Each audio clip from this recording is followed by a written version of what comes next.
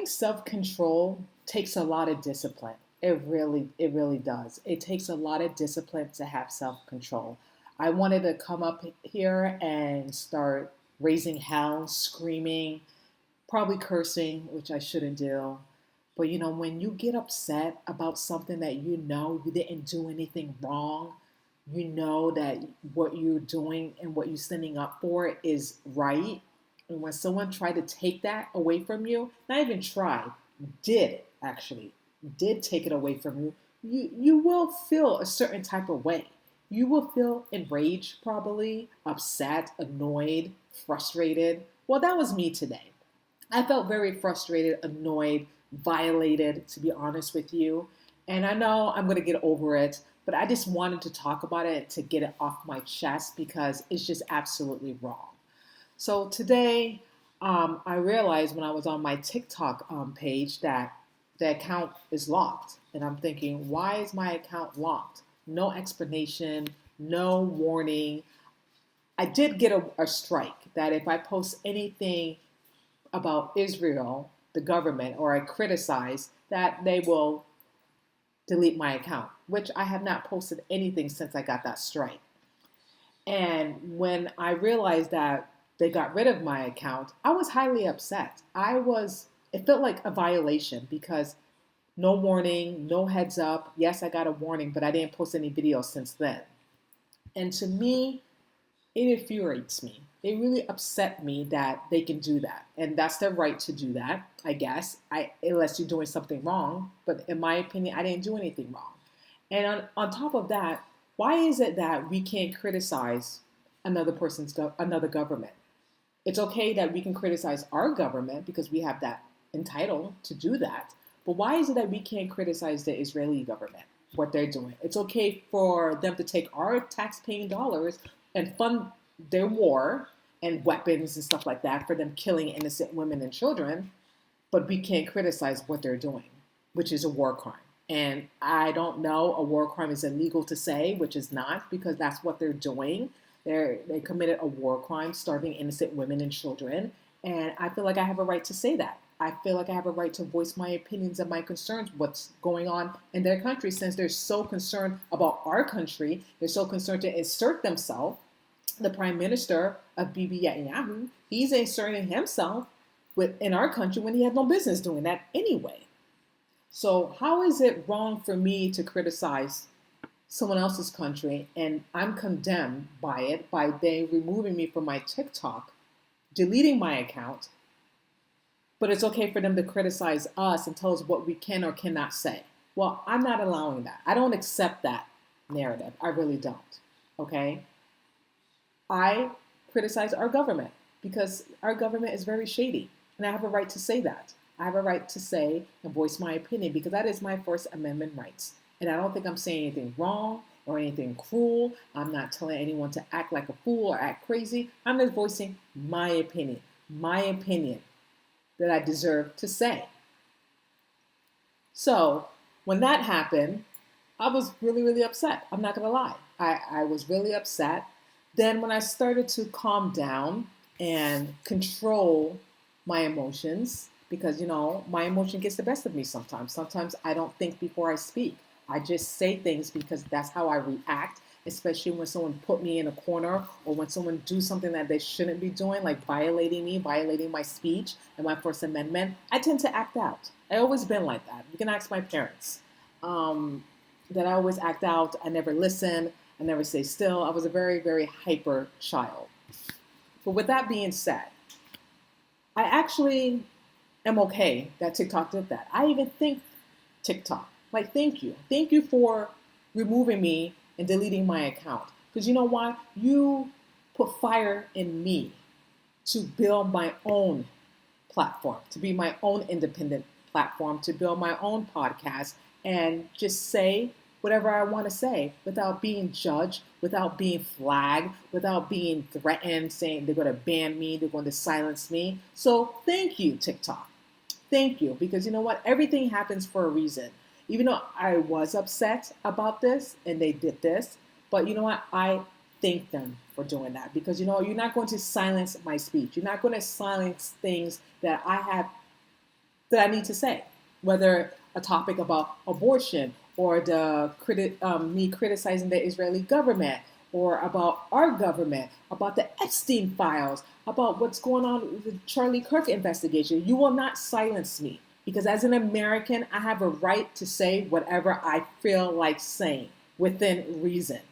As long I am not threatening anyone, as long I'm not putting harm on anyone, you have no business to shut anyone up of their free speech. Anyone. So I thank them because now my platform, my independent platform, is going to coming soon near you. So thank you, TikTok. Thank you, because now you just motivate me more to have a platform that I can have free speech and speak my mind and say the words that I can say without being censored. It's just totally ridiculous. You can't say rape, you can't say murder, you can't say, you have to say unalive. It's just really ridiculous. Like, you have to watch what you say, which we shouldn't. We should feel free to speak whatever that's on our mind. Again, within reason. So I thank you, TikTok. And to me, TikTok is dead. So thank you. Enough of that because I'm over it, really. I'm really over it. So I think TikTok, and TikTok is dead to me. Completely dead. So moving on. Moving on. So I just find out, you guys, that turning your phone, you're not safe turning off your phone.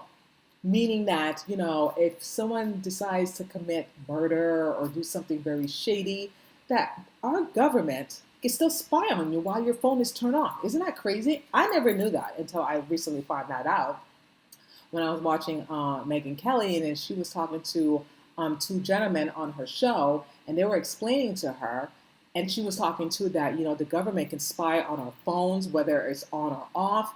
And to me, I already felt uncomfortable as it is that they're spying on us. They're listening to us every move. I don't care what they say or what anyone tells me. It's just true. That's what they do. And to the fact that they have all our data. And what do they use that data? What do they use it for? And I believe they use it leverage just in case, God forbid something happens, they can use that data against us. And, before I go on, I forgot to mention, I want to circle back, with the whole TikTok thing. How President Trump saying that he was trying to save TikTok from the Chinese government, that the government was stealing our data. Well, what do you think the Israel government are doing? They're trying to censor our speech. He turned on us, President Trump, in my opinion, okay? Because he's given our data to them. Because we didn't have this issue when China was involved. We didn't have any issues. Now they're giving our data to the Israelis government, so they can control and censor our speech. And anything that you say, anything negative towards them, then they will shut you down. So I feel like it's the same thing with our data with our phones. You know what I mean? So whether we turn our phone off, they can still have access to it.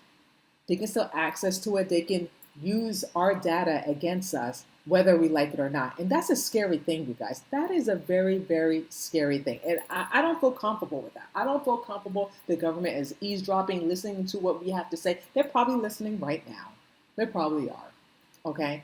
I don't feel comfortable with that. I don't feel comfortable with that. So just to think that if you turning your phone off, you think they can't get access to your data, especially if you have an iPhone, if you have an Android, think again. Okay, you have to go old school. If you have one of those old flip phones, I don't know about a burner because I'm not familiar with burners. They probably can't trace it unless you stay on it for 10 seconds or less. I don't know. But anyway, yeah, with the iPhones and Androids, if you turn your phone off, they can still get your data. And to me, that is a scary thing. Also, I want to point out that I said they can use leverage against any event or crisis if there's things that comes up on your phone. And also, I was not aware, it does not protect your Fourth Amendment. It doesn't. So if the government wants to get access to your phone, it doesn't protect the Fourth Amendment. Just like we have our First Amendment rights, Fourth Amendment is a slippery slope. No, there's no protection over that. So they can get access to your phone take what they want, use it against you, and then just lock up and throw you in a jail cell. That's what they do. That's what they do. And it's a very scary thing. I want to listen to this footage of Megyn Kelly talking to this gentleman about the phones being turned off. And what's so funny is, in the last 10 years, the DOJ been very, very close with the tech companies. Why is that? Why is that? That's a question that we should be asking ourselves. Why is that the DOJ is more involved with the tech companies? That's a real big concern. That's a really, really big, huge flag to me, okay? Why? Because they want to take and use our data and use it against us. Don't believe they're saying it's for protection, it's to protect you guys, which is further from the truth, okay? Because I don't trust our government. I don't believe any word that they say. I lost so much faith in our government. It's just sickening to me. It really is. I don't believe any word that they're saying. And for them to use our data against us, it's a very scary thing. And we should be very, very, very concerned about that. But take a listen to what Megyn Kelly have to say about the tech, about the phones. About the risks to us, because I was saying before we went to break, I worry. I'm not going to lie. I worry about the government spying on my phone and spying on me and knowing exactly where I am. I don't trust them. No, I don't care who's president. I don't trust the government to have all that data about me.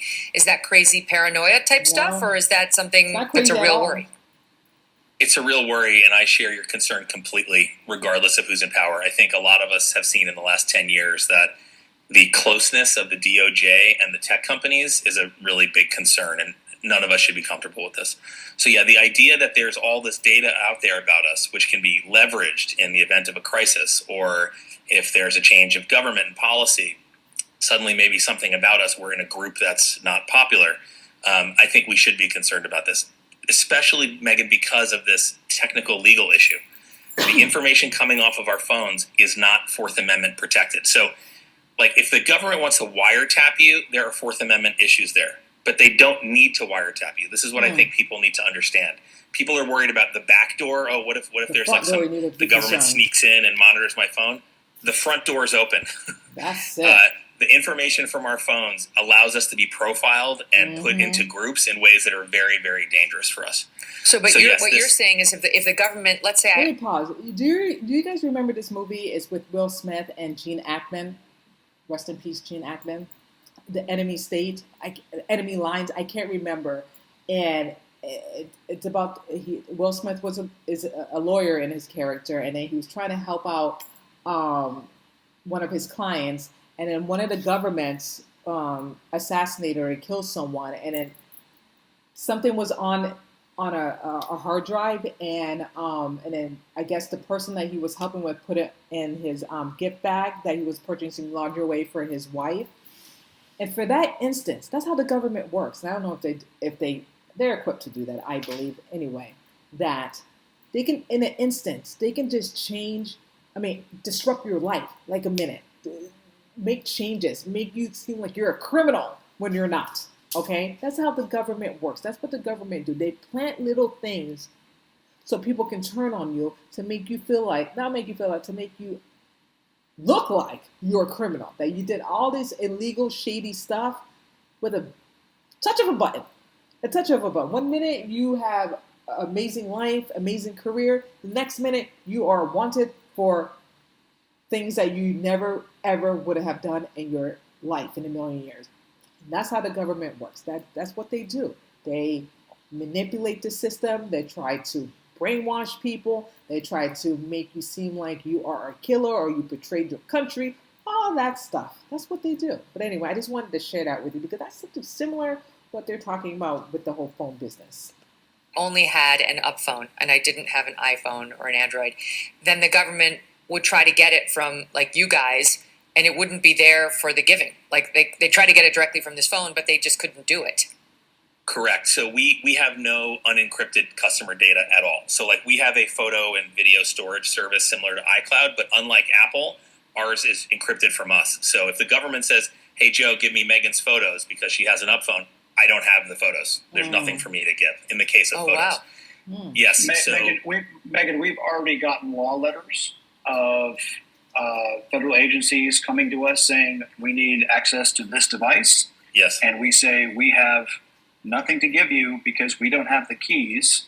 And they said they've used every means at the U.S. government's disposal, the DEA, the DOJ, the Secret Service, and beyond, and they couldn't get it. So, look, we take digital privacy very seriously. We take the First Amendment and the Fourth Amendment. That's why this phone exists, is to protect individual data sovereignty. The news just today is full of a story of Jack Smith working while he was at the DOJ as a special prosecutor, working with the phone companies to subpoena all this data of Republican senators and lawmakers. Now, that's a different way of getting after it. That did require a grand jury. Oh, that's crazy. Maybe we need to go back to flip phones. Maybe. Because it seems like with the flip phones, it's not enough data opposed to, like I said, with the Androids and the iPhones, because it got so much data that they can get access to. So I'm just saying, you guys, if you think by turning off your phones that the satellite or the government is not listening or they're not getting your data, they're getting your data, okay? They're not getting it from the back door, they're getting it from the front door. So I just want you guys to realize that I didn't know that. I thought if your phone is on, that, they can listen and hear your conversations, see your texts or whatever. I had no idea until now that if you turn off your phone, that they can still collect your data. Because I know when you turn off your phone, everything is turned off. They can't track you or anything, but apparently they can, especially with this high-tech technology that we have. But anyway, moving on. Just be careful with that, you guys. I want to talk about Mike Johnson, the House Speaker, and he spoke about, him releasing the Epstein Files, and, they have to, redact a lot of survivors, because a lot of survivors did come forward and release their names and want transparency, want truth. And there's a lot of other women that were victims of Epstein have not released their names, probably like thousands of women that were victims of Epstein. And before this is Mike Johnson saying this, before they release the files, they want to make sure that they do everything properly, make sure everything is to the core, make sure, and I'm just paraphrasing here what he said, make sure that they're redacted every name, because they're trying to protect all the names that the survivors did not come forward. They want to protect their privacy, which I get that. I absolutely get that. But my gosh, it's been over how many years, decades? And Biden Biden's administer, am I saying it right, Apollo? Tell me. Biden and ministry, not ministry. I keep saying that. Why am I saying the ministry? Biden and minister. Oh my gosh, I can't even say it. I'm so sorry, you guys. You get what I'm saying, okay? I just don't want to keep repeating myself, but you get my drift. Under Biden, no one didn't care about the Epstein file. No one even look at it, okay? The 4 years or whatever years that he was been president, no one didn't say anything. The Democrats, the Republicans didn't say anything. But now that Trump is in office and he is our president, now the Democrats want their Epstein files to release. Why? Why are you harping on it now? It's been over how many decades? And you all knew, both sides knew about the Epstein files. And you both did not release it, and now you want to release it. And it just sickens me that they know who were involved in the Epstein files, and then they're not releasing it. That they're saying they buy more time, and it's just ridiculous. This one woman, Adelita, hopefully I'm pronouncing her name right. She's a Republican from Arizona, and she's ready to be sworn in by Speaker Mike Johnson, so she can vote to push the Epstein files. Okay, but it seemed like Mike Johnson is procrastinating, and he's not having her sworn in. And she's saying, what's the problem? Why we can't be sworn in? And his excuse is, because of the shutdown of the government, blah, blah, blah. We have to wait. And she's saying that you can do that already because you're already sworn in other Republicans and Democrats. So why are you not sworn me in? What's the problem? Because you know that I'm going to vote that the Epstein Files is going to be released, and she has a good point here. She really does. So I don't understand the hesitation. I don't understand the back and forth. I don't understand the pushback. Release the files, and I get it. You want to redact the names of the victims that have not come forward, okay. And you want to take your time, make sure you got everything right according to Mike Johnson, okay. It's time. Stop stalling, because that's what it feels like to me. It feels like he is stalling. He's not sworn her in. They're stalling on the paperwork of Epstein. They want to make sure, like, they've been sitting on all these evidence, everything for the last decade, and you're trying to tell me you haven't sorted anything out? It's just been sitting somewhere collecting dust. Like, get serious here. Get serious. The survivors need transparency. The survivors want the truth, and everyone else that was responsible of this. Why are you protecting these pedophiles? Why are you protecting these people that were involved in the Epstein? Why? I don't understand. You're saying that you want transparency. You're saying that you understand the survivors. You understand where they're coming from, but it seems like you're stalling. It seems like you're not doing your job. Why is that?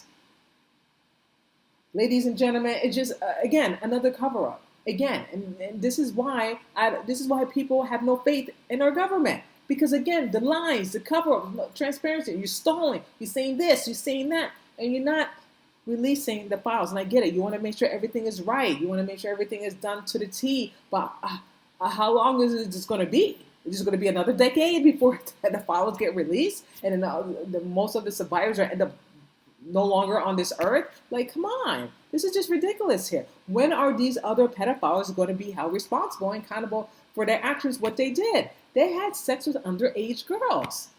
I don't understand how that's okay when it's not okay. It is not okay.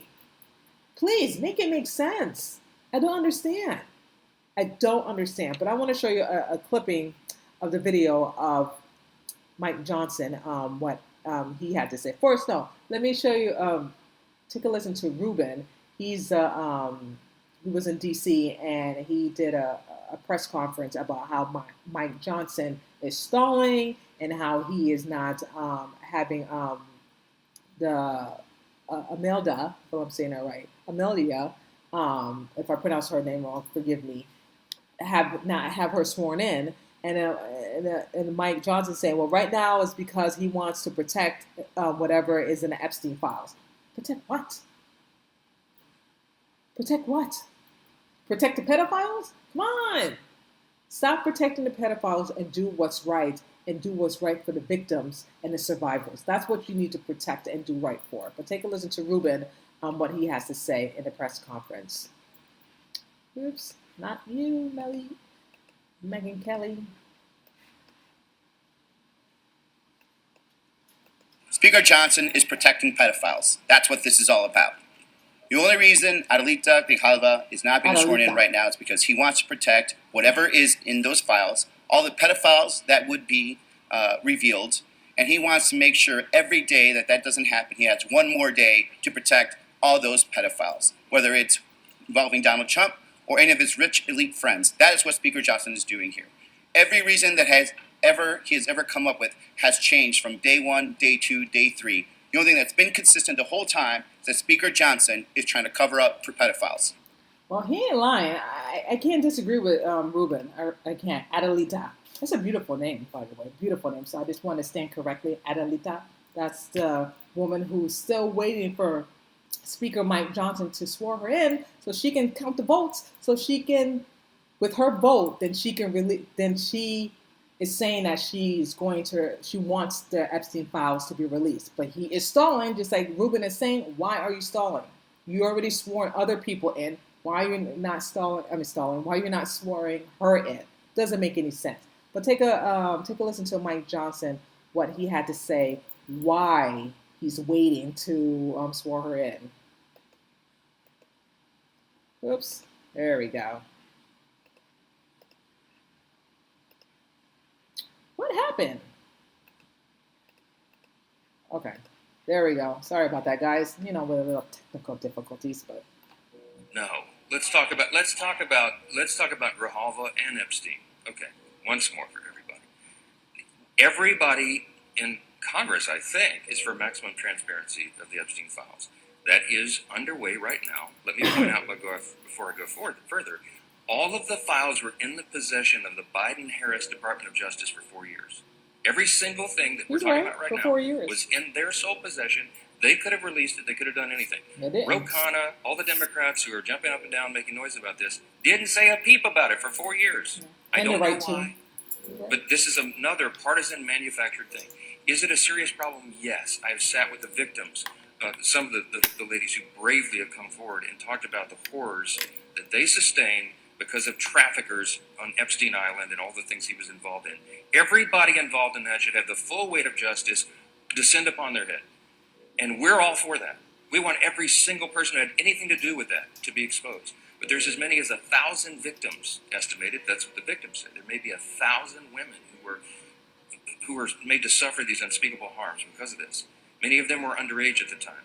They have not all chosen to come forward like some of these other brave women have for obvious reasons. They're redacted. We have to make sure that when the files are released, their names are redacted so they don't suffer further harm. How long does that take? We have a duty and a responsibility. You can't just wave a wand and just open the floodgates. You have to make sure that the victims don't suffer additional harms. That's all we've said. Let's make sure it's done the right way.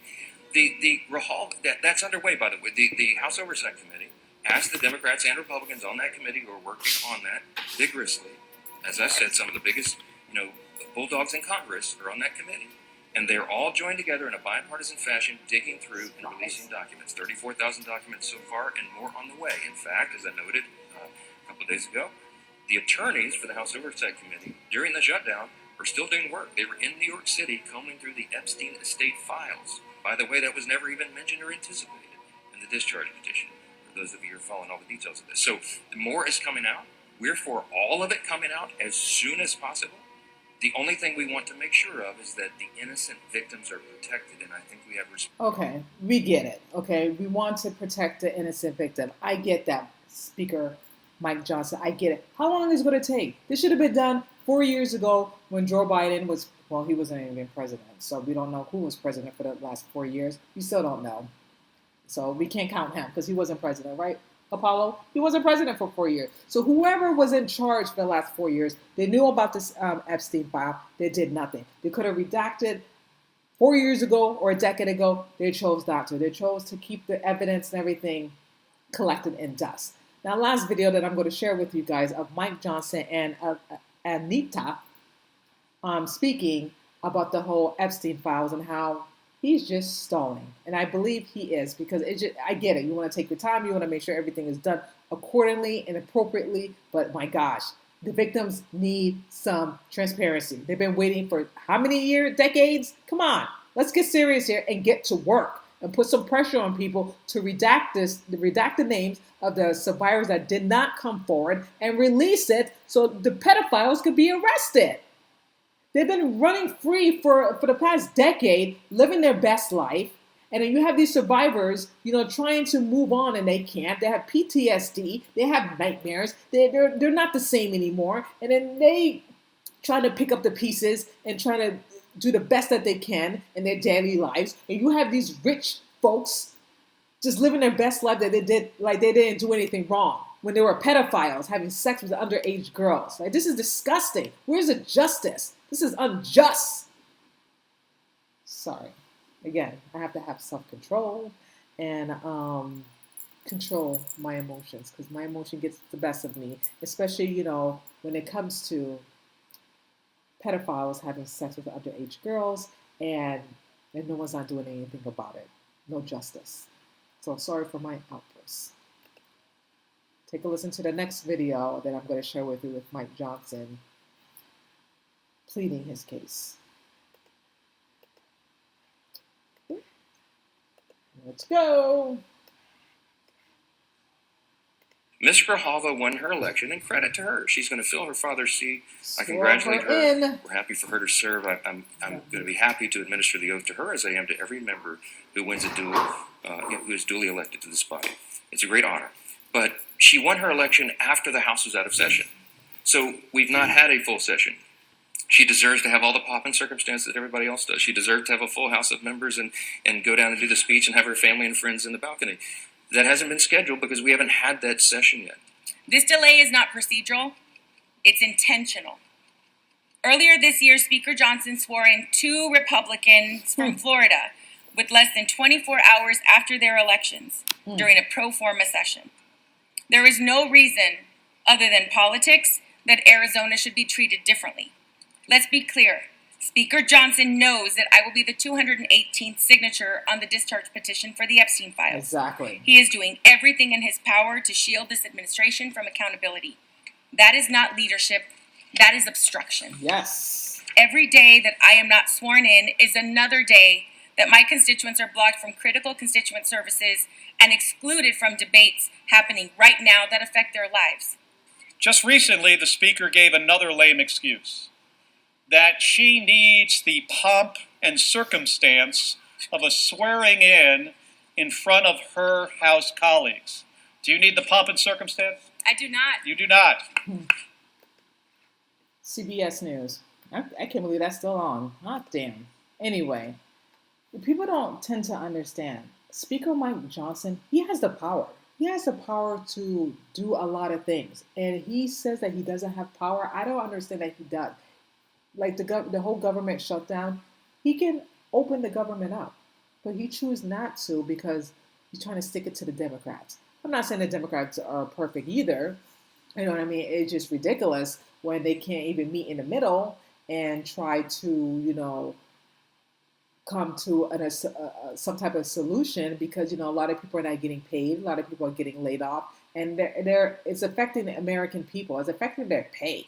And you can't expect people to go to work without getting paid. It's just ridiculous. And I just feel like, both parties are just not thinking about the American people, just thinking about themselves. And a lot of people are being suffered behind this. And the reason why I'm saying this, because Speaker Mike Johnson, he has the power to open up the government. It's like he has the power to swear this woman in so she can vote for a petition for the Epstein Files to release. Now, if what he's saying is really true, that he wants transparency, he wants all that, why not swear her in? If he's saying that they're working on redacting, survivors that have not come forward, you can still do that. 2 things can be true at the same time. You can still work on the paperwork and redact everything and swear this woman in, so she can cast her voice and then once everything is all said and done, then she can vote to petition to release the Epstein file. Why are you stalling? Why you're not doing that? To me, that seems like you're hiding something, or what's in that file. Obviously, you know the names, and you don't want that to be released. I don't understand why. Again, it's the whole stalling thing. You know what I mean? It doesn't make any sense. It doesn't make any sense at all. But anyway, I guess we're just going to stay tuned and wait and see what's going to happen. But anyway, that's all I'm going to say about that. I'm really looking forward to building my my website. It's definitely coming soon near you. I'm definitely going to do some research and work on it, and I'm really excited to do this. I guess it had to take TikTok to get rid of my account and actually wipe it out, wipe it off, wipe it clean, whatever, that I'm non-existent. But like I said, I think TikTok, because it motivated me more to do this, because I've been wanting to do this for a very, very long time, to be independent and to have my own entity, to talk about things that I feel the need to talk about and not feel ashamed and not be apologetic about it and have my voice to do it. You know what I mean? And everyone should do that. You know what I mean? Everyone should have the voice and the courage to speak up and to say things on their mind and have an opinion about stuff without you feeling like you're doing something wrong. You know what I mean? And that's what it made me feel like. Like I did something wrong. Like I did something horrible, that I'm hurting someone, when I'm not hurting anyone, when I'm just speaking my truth and giving my opinion and my perspective and criticizing things. It's like when you go to a restaurant, you criticize the food that you eat if you don't like it. Just like when you go on a date or any circumstance, you're going to criticize because that is your opinion. And that's all I did, just criticize. But I'm being shunned because I criticize another government. Anyhow, I don't want to keep going on with this. I'm over it. And I just want to say thank you so much for you guys for joining in on this channel and having me rant about it and talk about it. But again, I'm very proud of myself because I was lit, okay? I was lit. I was about to like pop off. And I'm glad that I had that self-control. That's why prayer works. It extremely worked because I asked Heavenly Father, Lord Jesus, please help me. Please give me the strength that I need before I come on this platform and do this video, that you give me the courage and the strength to use my voice and use the right words, what to say, but however, be myself, be my authentic self. And that's all I can be. I'm authentic. And people are going to say, well, she's very, she sounds very angry. No, it's just passionate. When I'm passionate about something, I go all out. Okay, it's just like when you first going on a date, you want to go all out, you want to be all pretty, doll up, nice. That's how I am when about certain things that I feel passionate about. I go all out. It may seem aggressive, it may seem that I'm angry. I'm not. I'm just a very passionate person when it comes to certain things that I believe in, that I want to talk about, that I want to address. Doesn't make me angry, doesn't make me crazy, it doesn't make me a lunatic, it doesn't make me none of that stuff, because there's 10 times people that's worse.